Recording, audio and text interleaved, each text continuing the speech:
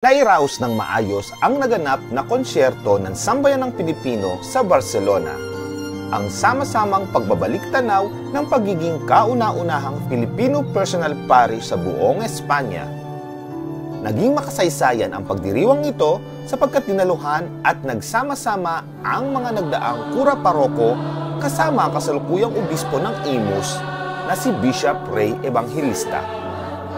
We received the gift of faith from God through the Spanish missionaries, and it was re-elected here a while ago. And now, the Filipinos are all over the world and bringing the faith, sharing the faith to other places. Yes, this is the reality. Ito po ang nangyayari sa ngayon. You may have other reason why you are here. You came here to work, to earn a living, but God has another calling, another purpose when you are here. May dahilan po bakit kayo narito. Para din lalo ibahagi, i-share ang pananampalataya. And thank you for your fulfilling of this mission. Salamat po, ginagampanan niyo ang mission na ito. The gift of faith that we receive, we are sharing the faith. We are living our faith. We are missionaries. Salamat sa pagiging mga missionary natin sa iba't ibang bahagi ng mundo. Congratulations to the parish. Congratulations to each and every one of you. The Diocese of Imus will continue serving this personal parish as what we have done in the past 25 years. Thank you so much. God bless. Nagpamalas ng talento at iba't ibang grupo ng mga awit at naipakita ang pagkakaisa at pagbubuklod bilang isang parokyang may matatag na pundasyon ng pananampalataya kay Kristo.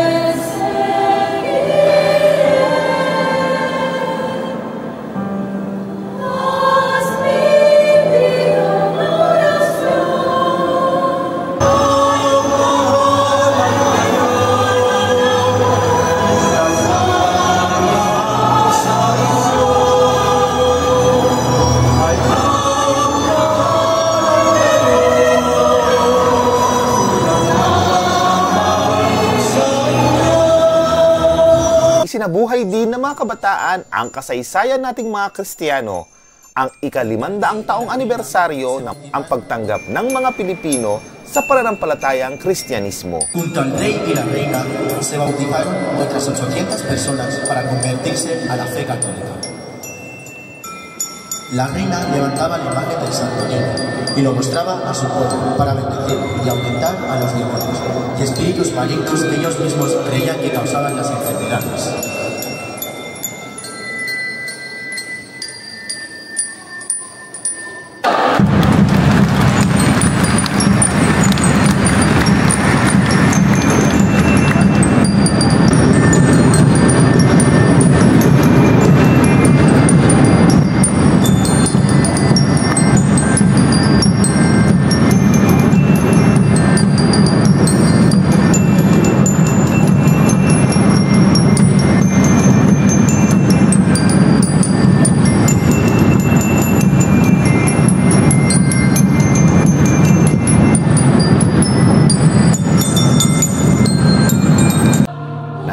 isinali ang makasaysayang awit ng buong sambayanan ng sama-samang pagpapahayag ng pananampalataya at patuloy sa pagtataguyod ng matatag at nagkakaisang parokyang personal ng mga Pilipino upang maging pananaw sa kinabukasan.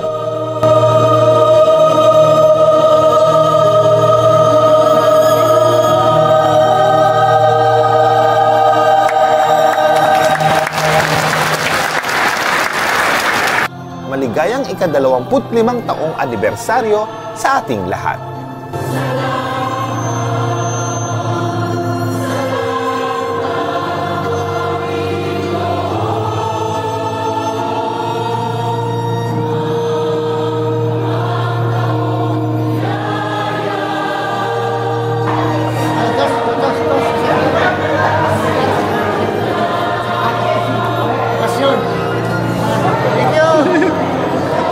Ganda pa, ang ganda. Ang ganda. Pero bukas, part 2.